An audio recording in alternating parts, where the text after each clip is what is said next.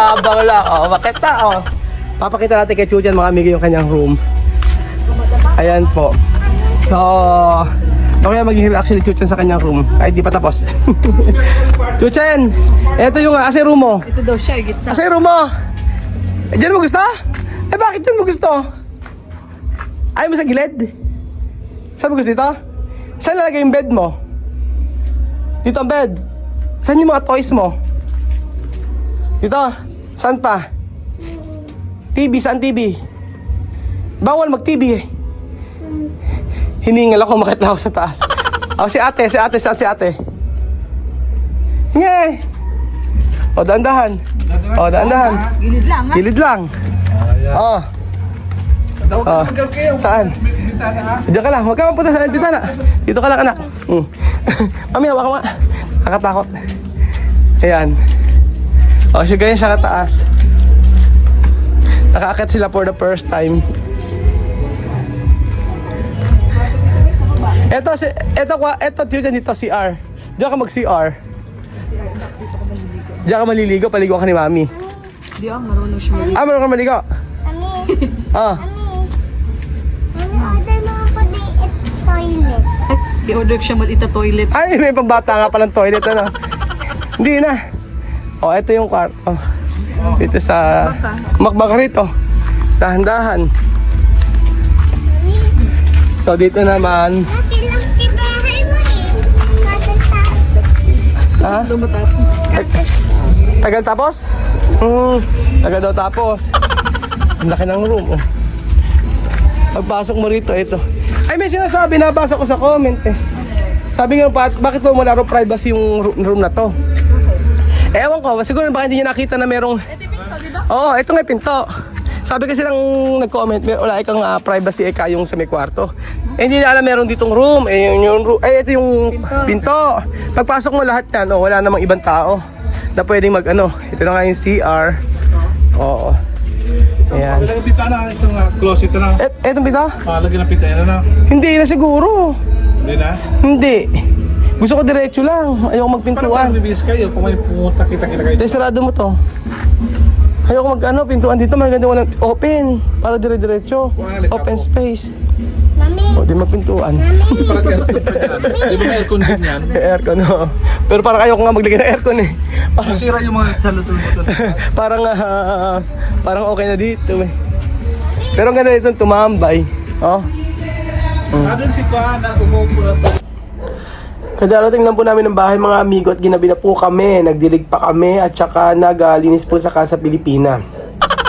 At habang ako ay nagdidilig kanina, may nabasa akong comment na sabing ganun ay si Joanna daw ay merong bukol sa leeg.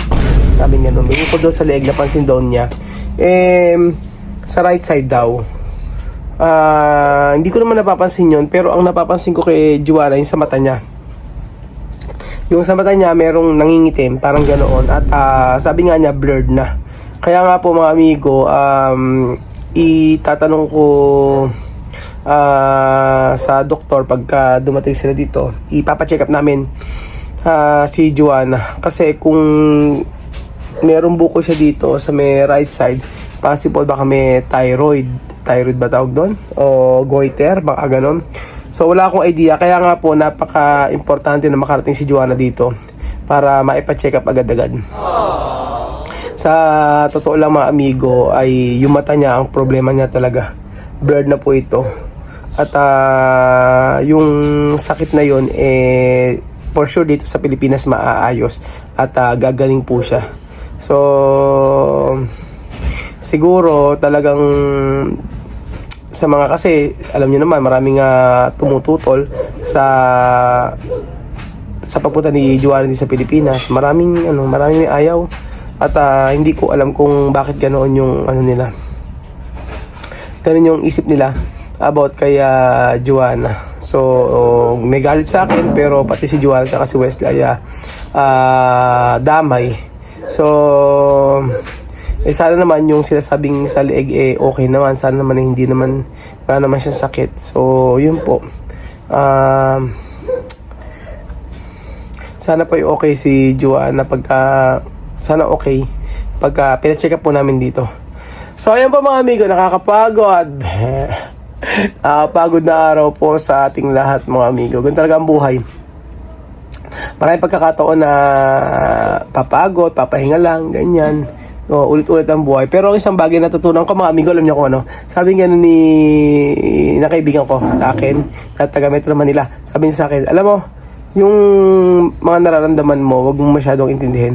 Ang intindihin mo, ito ay kung halimbawa ngayong araw malungkot ka, bukas okay na, masaya ka na. Ganoon. Yung wag kang mag-dwell sa araw na ito kung malungkot ka. Basta lagi mong iisipin na matatapos at araw at magiging okay. Kumbaga, lahat ng nangyayari sa atin ay nakadepende sa pag-iisip natin. So, lahat ng nangyayari sa buhay natin ay nakadepende sa iniisip natin kung paano natin itatake. Ganun po mga amigo. So, thank you so much po. I'm looking forward. Positive ako sa magiging resulta ng ni Joanna na maging okay po siya. So, antayin lang natin siya na makarating sa Pilipinas at mapa-check up. So, thank you so much mga kababayan ko, aking minamahal na amigo at amiga. God bless po.